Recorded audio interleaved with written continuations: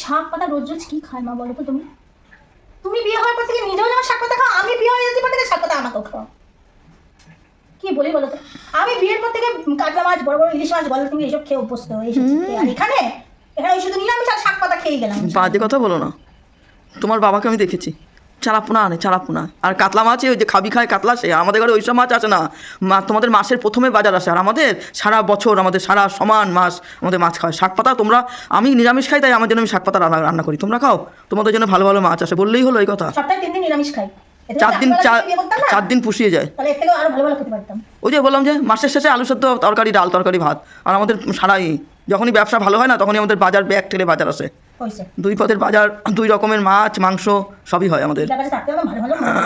হ্যাঁ ওই তো মাছের টক। 4 দিন নিরামিষ, আজকে নিরামিষ, একাদশী। হ্যাঁ দেখ মাছ এনেছে, দেখো কি মাছ এনেছে। মাছ আনে না, মাছ আসে না, মাছ আছে বাজারে, সবই আছে। কোনটা না নিরামিষটা বেশি হয় মা।